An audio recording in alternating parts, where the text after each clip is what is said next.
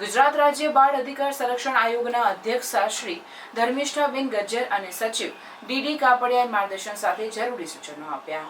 પ્રારંભે સચિવે ગુજરાત રાજ્ય બાળ અધિકાર સંરક્ષણ આયોગની રચના, બાળ અધિકાર કાયદાઓના અમલીકરણ અંગે દેખરેખ, તપાસ, અહેવાલ અને સમીક્ષા, બાળ અધિકારના રક્ષણ માટે મુખ્ય મૂળ કાયદા, બાળ અધિકારોના કાયદા અંગે જનજાગૃતિ વગેરે બાબતે વિસ્તૃત માહિતી પ્રેઝન્ટેશનના માધ્યમથી સમજાવી.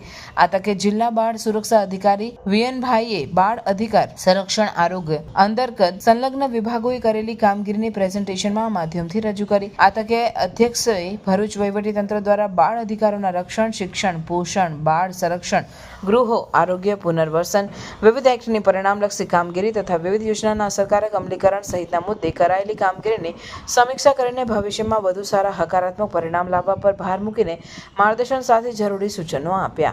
ભરૂચમાં બાળ મજૂરી અંગે વિગતો મેળવીને તેને અટકાવવા માટે રેસ્ટોરન્ટ, હોટેલ સહિતના સ્થળે ચાઇલ્ડ લેબર એક્ટના બેનર મૂકવા તથા લેબર ઓફિસ દ્વારા નિયમિત આકસ્મિક મુલાકાત કરવા સાથે ખાસ કામગીરી કરવા પર ભાર મૂક્યો.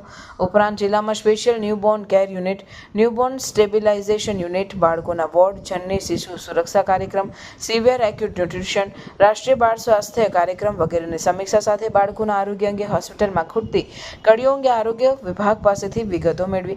જિલ્લામાં આંગણવાડી કેન્દ્રો, તેના મકાનની સ્થિતિ, બાળકોને અપાતા પૌષ્ટિક આહારની વિગતો, શાળાઓની ઇમારતો તથા પ્રાથમિક અને માધ્યમિક શિક્ષણ અંગે તેમજ શિક્ષકોની સ્થિતિ, રાઇટ ટુ એજ્યુકેશન એક્ટ હેઠળ બાળકોના પ્રવેશની કામગીરી સહિતની વિગત મેળવીને ડ્રોપ આઉટ રેશિયો ઘટાડવા માઇક્રો પ્લાનિંગ કરી બાળકનું વ્યક્તિગત મોનિટરિંગ કરીને અસરકારક પગલાં ભરવા શિક્ષણ વિભાગને ખાસ સૂચના આપી.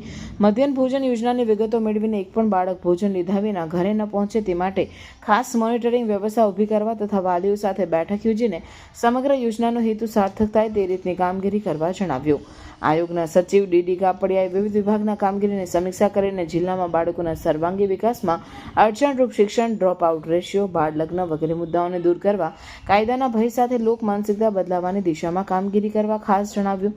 આ સાથે અનુસૂચિત જાતિ કલ્યાણ, સમાજ કલ્યાણ અધિકારી, વિકસિત જાતિ તથા આદિજાતિ વિકાસ અધિકારીની કચેરી હસ્તકના છાત્રાલય, આશ્રમ શાળાઓ તથા સમાજ સુરક્ષા ખાતા હસ્તકની સરકાર તથા સ્વૈચ્છિક સંસ્થાઓ બાળ સંભાળ ગૃહોની સ્થિતિ, તેની કામગીરી, સુવિધા અંગેની સમીક્ષા કરી. આ સાથે જિલ્લા બાળ સુરક્ષા એકમ હેઠળની વિવિધ યોજનાકીય કામગીરીના બાળ લાભાર્થીઓને ખરા અર્થમાં લાભ મળે છે કે નહીં તેની નિયમિત મુલાકાત લઈને સમીક્ષા કરવા અધ્યક્ષોએ ખાસ સૂચના કરી હતી.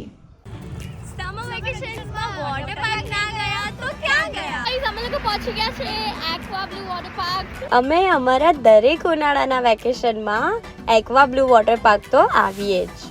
અહીંયાના લોકો એટલા ફ્રેન્ડલી છે કે અમને એમની જોડે બી બહુ મજા આવે. અહીંયાની ટિકિટ્સની પ્રાઇસ પણ બહુ નોમિનલ છે.